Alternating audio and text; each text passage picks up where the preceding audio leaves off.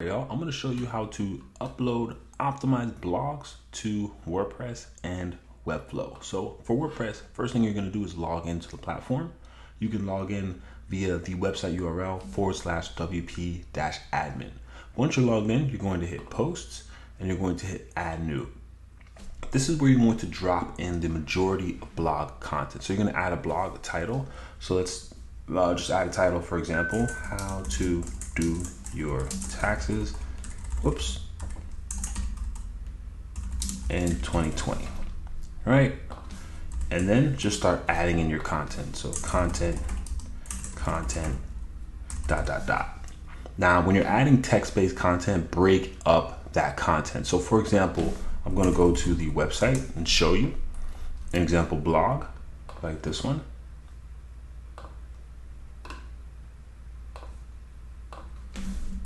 So when you're adding that blog in, we want to optimize it for viewability. So as you can see, this content is broken up. You have a bold paragraph of 2 sentences. You have this sentence here. You have certain areas bolded because people like to peruse content. They don't want to read big, chunky paragraphs. And this just makes the content easier to absorb on the user. So no paragraph should be longer than 3 to 4 sentences. Bold important parts of the content. Add italics and bold in certain areas. And then you can use this blog as an example or benchmark in creating that content. Then you're going to add images. Now, when you're adding images, try to add 2 to 3 per paragraph. So you can see here we have about 3 or 4 paragraphs and then an image. Here we have 3 paragraphs and then an image. So you want to break up that text. So for every 2 to 3 paragraphs, have an image.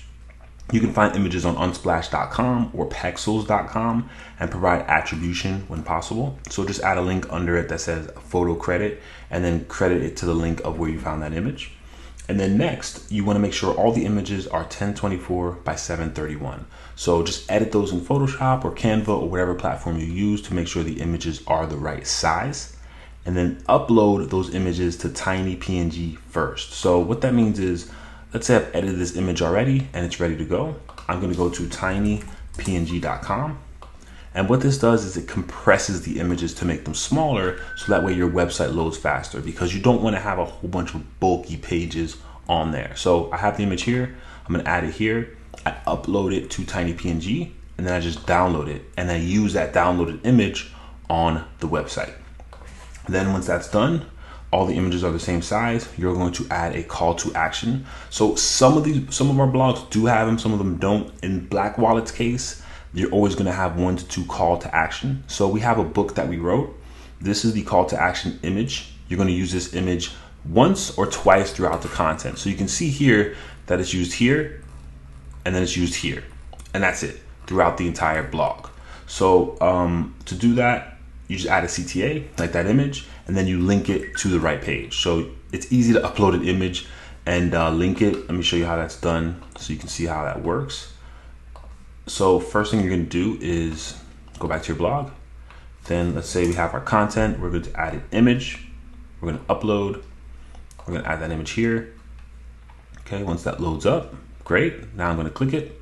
I'm going to hit settings. Whoops, wrong button. I'm going to hit this.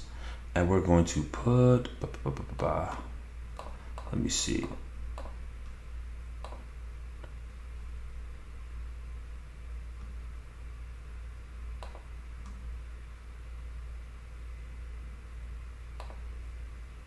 Here it is, link to.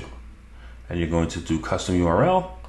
The URL is, this is the link, and then you're going to do open a new tab. Always do open a new tab because you don't want to take them away from that existing content. So let me add that in here just in case. Always make link open in new tab. All right. And then once you're done with all your content, you have all your content, you have all your images, then you're going to go to add a featured image. The featured image is what shows up all the way at the top. And the featured image can just follow the same criteria as 1024 by 731. Then you're going to update the title and meta description for SEO. So that means the title, let's go here, here we go. We're gonna edit snippet, and then we're gonna just make the title, how to do your taxes, in 2020. And then we're gonna put Black Wallet wordpress.org. So it's the title of the blog followed by the name of the business. And in the meta description, you could just take the first 1 to 2 sentences from the article and place that in the description. Once that is done, you're going to hit publish and you are finished. And that's it. That's all it comes to when you're doing your WordPress blog optimization.